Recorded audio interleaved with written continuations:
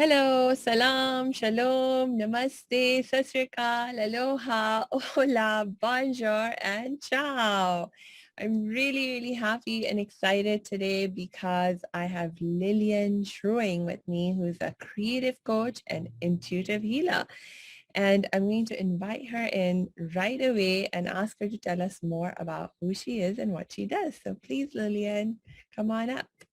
Hey, Samia, thank you so much for having me. I guess a little bit about what I do. I always find this question quite challenging because what I do is always so multiplicitous. I do such a wide variety of things and have multiple tools or modalities or practices that I use to work with people.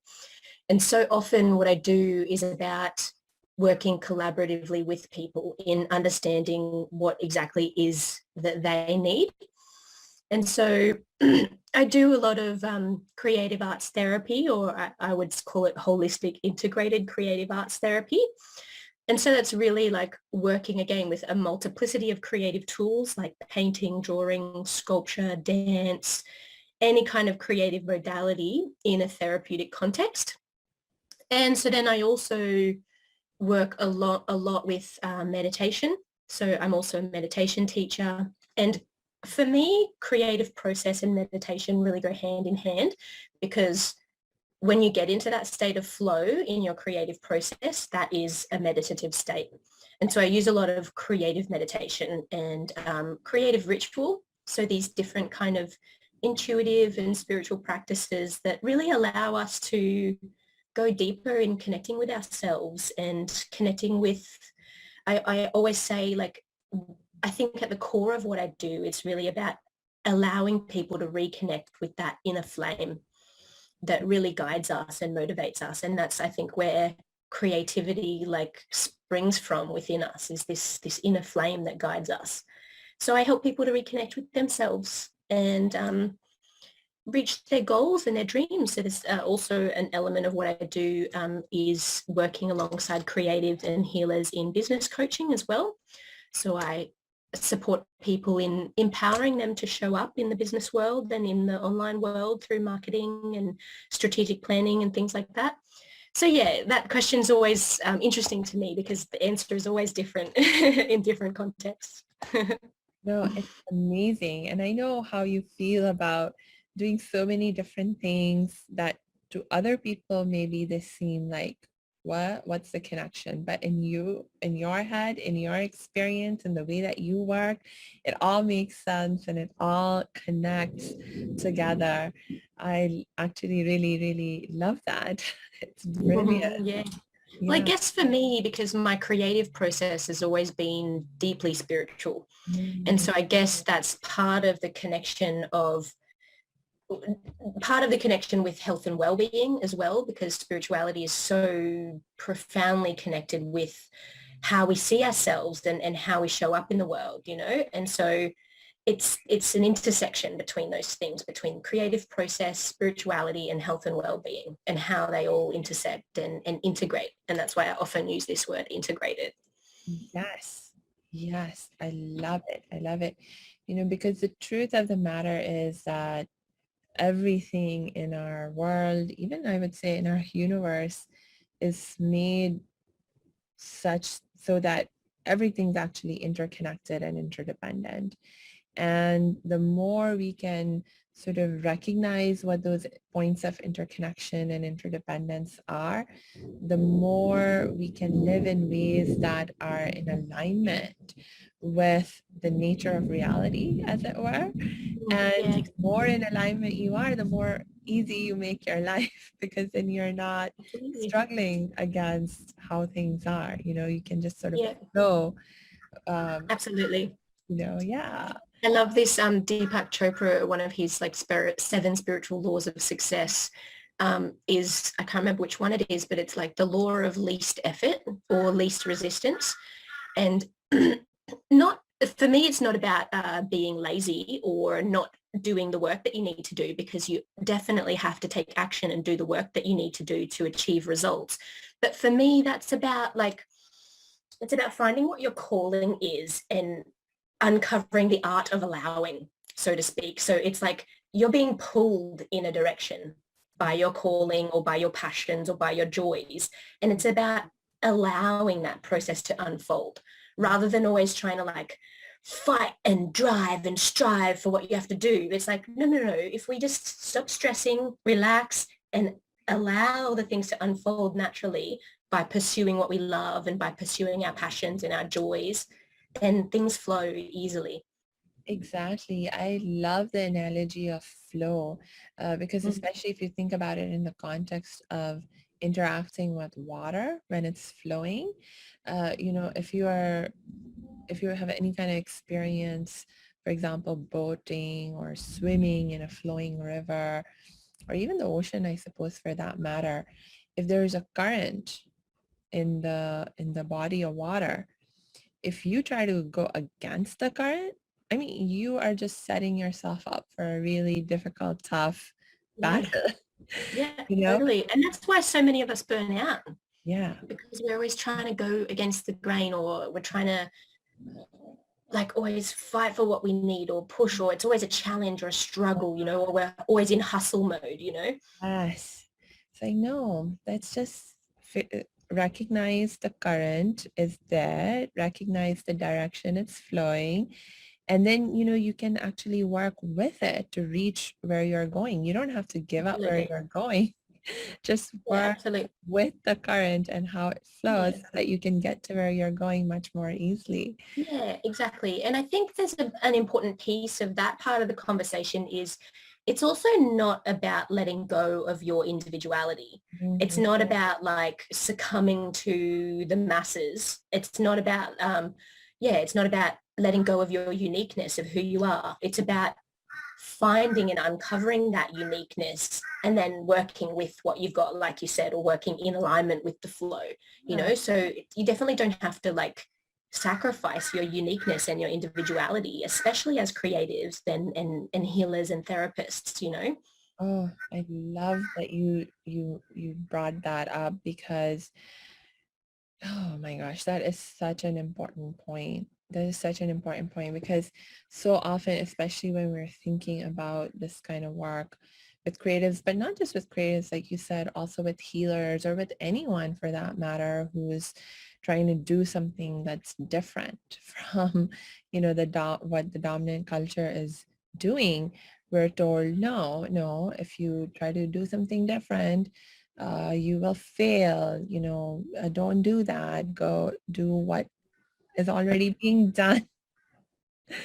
Yeah. And I mean, that works up to a certain point. That advice can work up to a certain point, but oftentimes, it just lands us in more trouble in terms of we're not able to do what we're really passionate about. We're not able to live a life that we really love. And it sets us up for a different kind of struggle then. Yeah, exactly. And something that I realized on my journey of, I guess, self-discovery and self-empowerment was that like I had always, I'd often seen myself as like an activist Mm, or someone who wanted to make ripples and make radical change. And so I would often like see myself as like the outlier, like out there on the frontiers, like kind of separate from the masses or, like out there on the edges and on the frontiers. And it was always like I was standing from a place of being, of always trying to like prove my point mm, or trying to change people's minds. Whereas I had this big epiphany and I had this realization that actually what I was doing there was alienating myself and other people because it was always this confrontation. It was always like, what you're doing is wrong, what I'm doing is right, so you have to change, right? But yeah. now it comes more from a place of a real sense of self-confidence and integrity in who I am. And it's like, I know what works for me and I'm going to do what works for me because I know that that's my calling. And now I can stand in being a role model for people and that connects people. I can now shift my language in a way that lands on the listening of my clients or the people that I'm working with. And there's like a collaboration there and a listening, rather than always trying to have the rebuttal or try to prove my point, and that was a real massive shift for me in really stepping into ownership of my story and who I am, and letting go of my attachment to trying to prove my point, and that was huge, big shift for me, and yeah, that's one of the things I think for these people who want to like make change in the world or make a real impact and a difference is stop alienating yourself. Yeah. Is you can, like in the analogy of the river, it's like you can go with the flow, and then like to continue that analogy, sometimes you have these little bits of water that go out on their own and seek the new maps or the new terrain or the new terrain, but they're still connected. They're still part of the same body of water.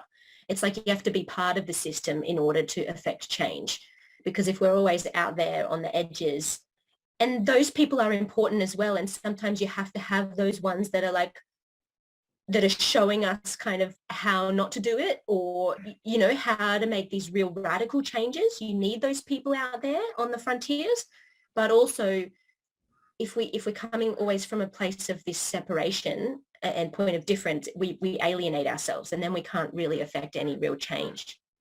It's like even if you're standing at the edge, you are still a part of that same landscape, actually. And so you are in fact still connected with everything else in that landscape, no matter your precise position. And so to recognize that you are still connected, to recognize all the different ways that you're connected, Mm-hmm. and then really continue to do what you need to do from that point of recognition, because you value that connection, like you Mm-hmm. value being a part of the whole. Yeah, um exactly. And yeah, that's the holistic approach. yeah. This and an integrated approach is like this interconnectivity, like you say. It's like we have our unique role, and that's important, and to honor and to recognize that that's a valued part of the larger whole, Mhm. Yeah, that's been a really empowering mindset shift for me. Awesome, awesome. I love Mhm. it. I actually call that creating change with love. That's a big Beautiful. theme in my book on Make Yeah. Change Fun and Easy, because if you want to make change fun and easy, it's so important to create change with love, to do it in Mhm. a more holistic, integrated way. Oh my Yeah. God, I love it. Thank you so much for Yeah. bringing Thank that up. you. Mm. So, okay, so one of the things that I really wanted to get your perspective on, you already started talking about it earlier a little bit, is like, how do you help people bring out their creativity? How can I bring out my creativity more? Because being able to access my creativity, is such a huge aspect of how I can become a more effective change maker, because it allows me to come up with better solutions, new solutions to problems that have been ongoing for so long. So clearly, the things we have tried so far are not working. And so we need to come up with new creative solutions. So how do we tap into our Yeah. creativity? Yeah, absolutely. Um, it's such an interesting question, because often what I see is there's a big misconception between creativity and art. Uh-huh. And often people people think that creativity means making art, and it doesn't. I mean, it is, and it can, obviously, but that's not only what creativity is.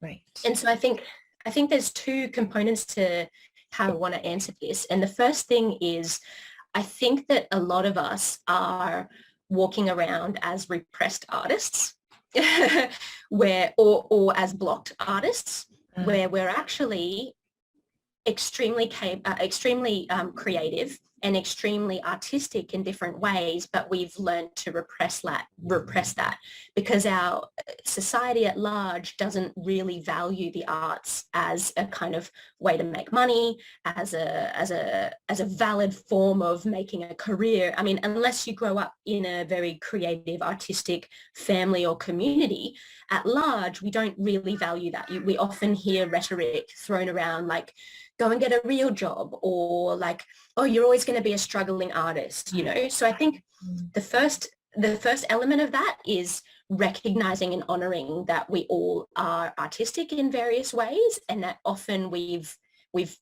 created this self-program and this self-limiting belief that we're not artists. And then the second part of that question, also just first just to elaborate on that a little bit. So part of that is about uncovering and finding our passion and our joy as artists, and releasing the blocks and letting go of these fears and limiting programs and limiting self-beliefs that have been holding us back. And then the second part of that is also this next component that is like, we're all creative. Yeah. And you don't have to be artistic to be creative. And it's about finding what works for you, finding the modality that works for you, because we all have different learning styles as well. So some may be very visual learners, some may be very auditory learners, and some may be kinesthetic learners. So it's about connecting in with what really resonates with you and finding something that you can really connect with and express your authenticity in a way that is in alignment with your creative self-expression. So, for example, someone who is maybe more of a visual learner might not really resonate with doing something like dance as a creative practice. Yeah. Whereas someone who is an auditory or kinesthetic learner might love dance because they've got the music component and they've got the embodied component. So the other element is really finding what works for you, because there's so many incredible modalities and processes you can do, and that's the beauty of it. And that's why I kind of identify as a polymath, because I'm just like, what can I do next? You know, like what's the next modality, or what's the next creative exploration, or the next process that we can connect with. Yes. Oh my gosh, that I love the distinction that you drew between being creative and being artistic, and then the fact that even if you're wanting to tap into your artistic side, there are so many options for how you can tap into that. There's so many different modalities and expressions of being artistic. And actually, when you were talking about being creative, it actually made me think of this really awesome Indian movie. That's one of my all-time favorite Indian movies. And for people who can understand Hindi, the movie is called Lage Raho Munna Bhai. And basically the plot line in it is that there is this gangster fellow, like he's the big boss of like this big gang in a city in India. And he falls in love with this radio show host who is a big fan of Mahatma Gandhi, you know, who was the one of the founding fathers of modern India, and you know is known for nonviolence and how he used nonviolence as his strategy to get Indian independence from British An colonial. incredible role model as an activist. Yes, indeed. And so in order to impress this girl, this gangster fellow whose name is Munna, he pretends to be a historian who's an expert on Gandhiji. And so this lady is like, oh, really? Why don't you come on my radio show and talk about Gandhiji and how he created awesome change using nonviolence. And so he's like, oh my God, what? I have to show up and do an actual show. How am I going to make that happen? So he decides to go and just sort of really binge for like, I don't know how many days and read up everything and memorize everything that he can about Gandhiji and how he worked and so forth. And a very interesting thing happens. He starts to actually see Gandhiji, like Gandhiji actually begins to appear to him and talk to him and speak to him. And so when he goes on the radio show, people start asking him questions about, hey, we're having this problem. How can we solve it with nonviolence? And I'm having this problem. How can I solve it with nonviolence? And so he just talks to Gandhiji, the I suppose I should not give away the whole plot line, but basically he's able to talk to Gandhiji, and Gandhiji gives him all kinds of brilliant, innovative, creative solutions. A lot of them are very humorous actually, and so many people find their life is transforming, and they're able to solve their problems with more ease and without getting into fights and conflicts and so forth.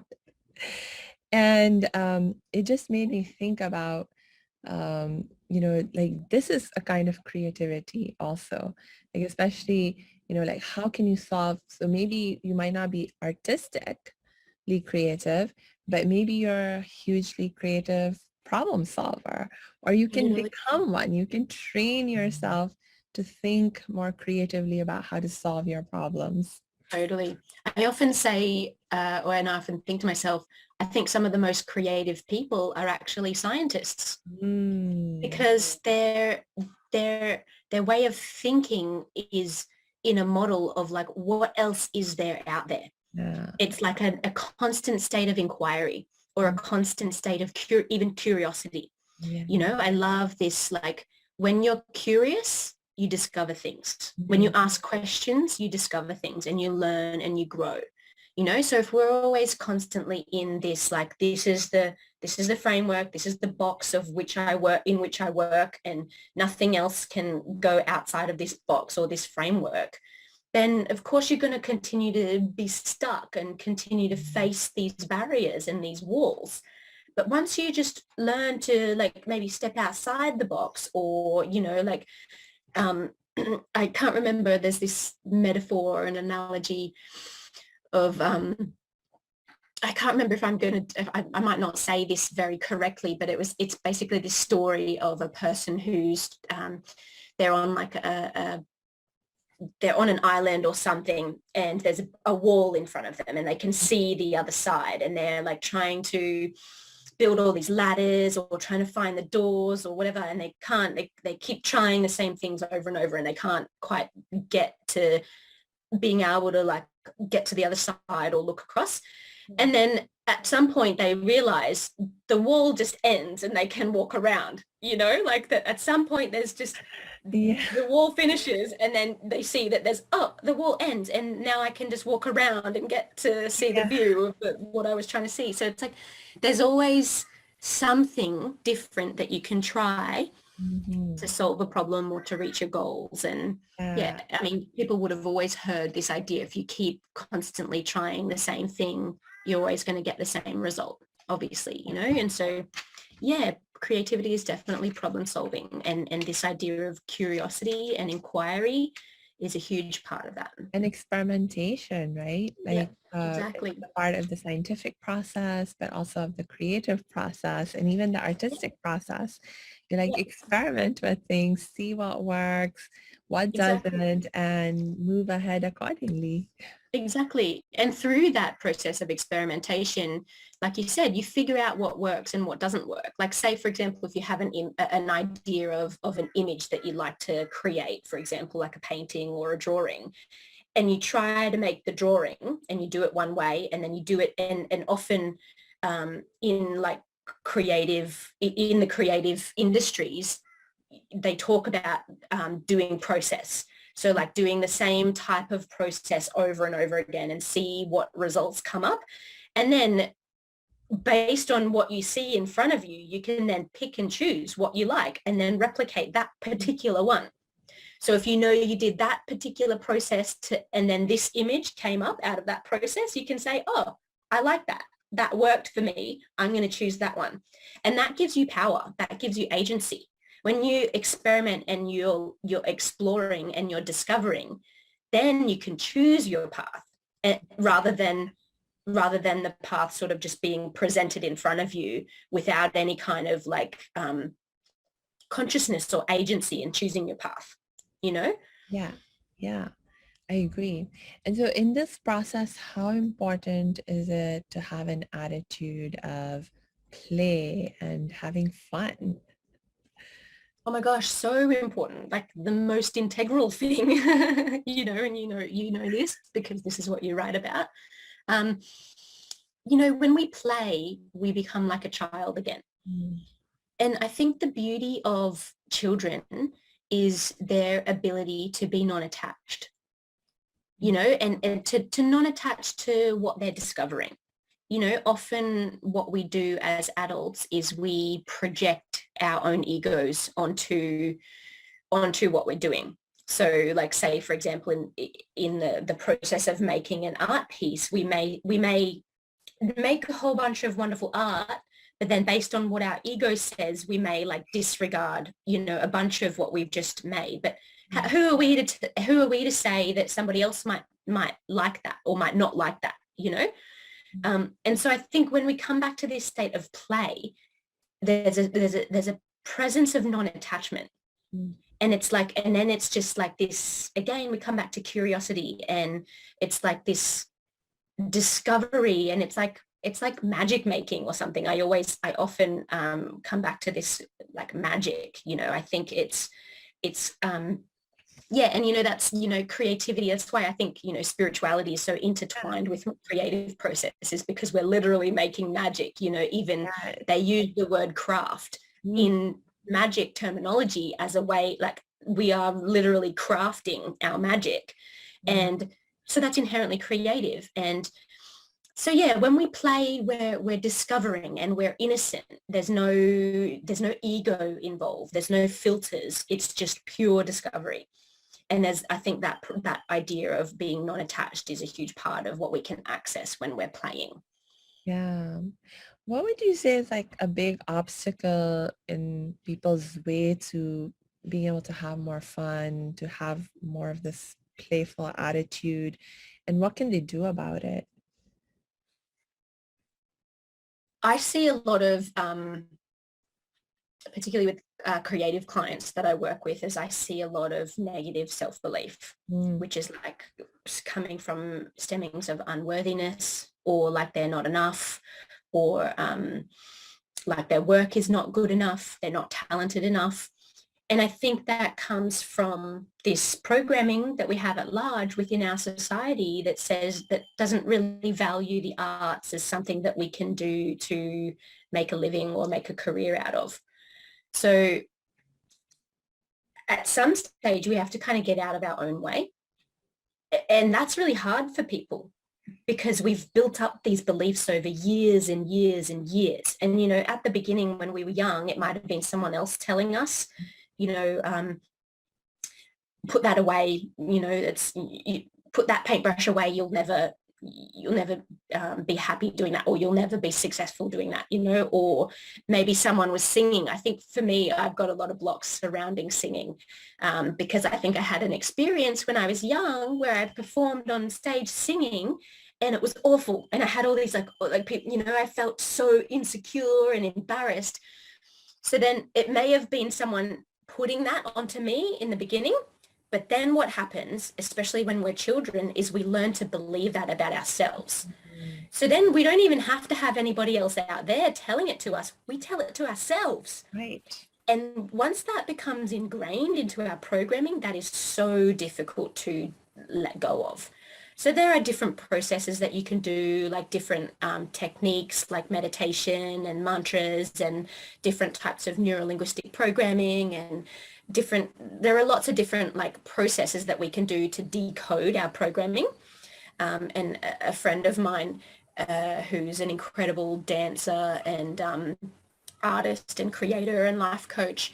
What he does is he, through mapping our embodied shapes, so because he works a lot with dance and embodiment, what we can do is we can start to decode our neural pathways. So by moving our body in a different way than what we would normally do, we're rewiring our brain and our neural pathways. And we can do that through simple processes, like maybe when you clean your teeth, have you ever noticed that you clean your teeth with the same hand every day? So a simple way to remap your neural pathway is to just change the hand that you use. And that's like a very simple thing, but then you can start to extrapolate that out, because the more and more little bite-sized bits of action and things that you can take to decode your neural pathways, the bigger and bigger it gets. So say, for example, maybe the first day you do 1 to 5 little actions, and then the next day you do 5 to 10 little actions, and it just starts to build and build and build until we have way more sense of agency and consciousness in how we operate day to day. And it really comes down to our daily habits and our daily rituals and our daily practices. But there are little things like that, just simple things that you can do. Like if you've never done something, go and try something new for the first time, because then you're learning and you're remapping your brain pathways, and then you can learn to break free of certain behaviors or patterns or modes of being that don't really serve you, you know? Yes, no, I love that. I love that. And I love the idea of trying something new. Like you don't have to do something huge, but it could be like a Yeah, small thing, but try something new and do it with yeah, this mindset of you're just playing, you're just having fun, you're just totally. experimenting. Yeah, So exactly. Yeah, when you give exactly. yourself that permission, then you can have a lot of fun and also just begin to create massive change over time in your life and Absolutely. deepen your creativity too. Yeah, absolutely. One of the first things that I often do with my clients is, and this comes from the book called The Artist's Way Mm. by Julia Cameron, I think her name is. Have you heard of that? It's a very famous book. Um, Basically, it helps artists to release from their blocks and really step into alignment with the full embodiment of who they are as their artistic selves. And one of the activities that she does in the book is create like a list of 5 to 10 imaginary lives of Mhm. like different professions or careers or things that you would love to just experience for a day. Like some of mine are like, I'd love to be like a TV host for a day, just to like, just to see what it would be like, you know, or I'd love to be a professional dancer for a day, or I'd love to travel around to festivals and perform at festivals and do like be a speaker, you know, I'd love to do a TEDx talk one day, Yeah. right? To be someone who speaks on stage in front of thousands of people. And so you just create like a simple list of like 5 to 10 imaginary lives that you just like to try for a day.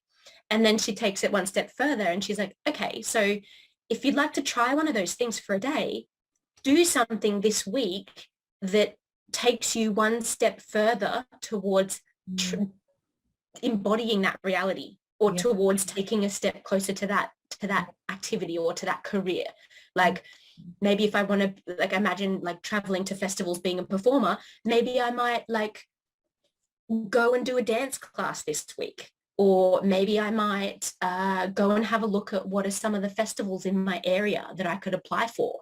You know, like these types of things, it's where it's like, get yourself out of your comfort zone a little bit, you know, feel a little bit of the discomfort so that you can grow and learn, but actually take an action step towards living the dream that you want to live, you know, Yes.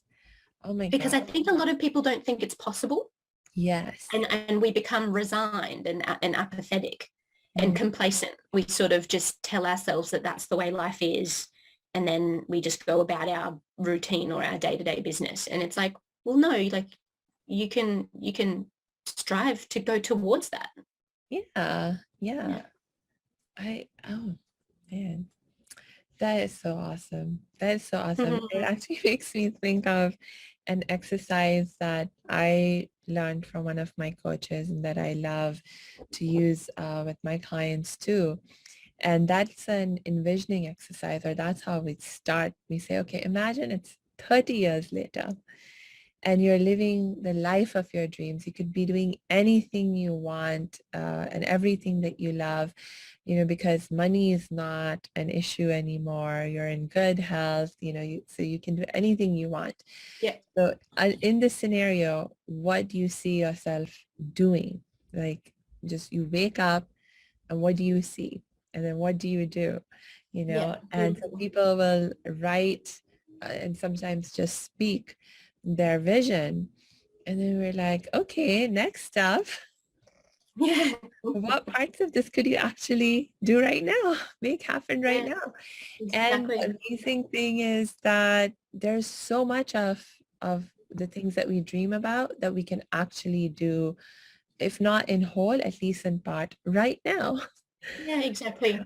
And I think a big piece of that is breaking things down into smaller steps, Mm, or like, we chunk things. Sometimes when we've got this big grand goal and a grand vision that's like seems so far out there in the future, often it can be overwhelming because it seems so unattainable. But then if we can, and there are different like tools and methodologies that we can use, like in like project management and action planning, where we can start to chunk down the action steps that we need to take into like little bite-sized chunks. And that makes it more achievable, because then okay, I've got to do this one thing today, yeah, rather than all of this like ginormous mountain of things that seems unattainable. And that's super empowering for people, because then they also see the progress. And it's like, yeah, yes, I achieved this thing today. And now I'm working towards my goal. yeah. And the cool thing about, tapping into your creative and artistic skills and practicing them is that this strategy of chunking down and being able to then see your progress over time, it's so viscerally there, so visibly there when Mm-hmm. you're working on something creative, on something artistic, because a masterpiece of art does not get created in one In a stroke day. or in a Exactly. day. Yeah, You build it a little bit at a time.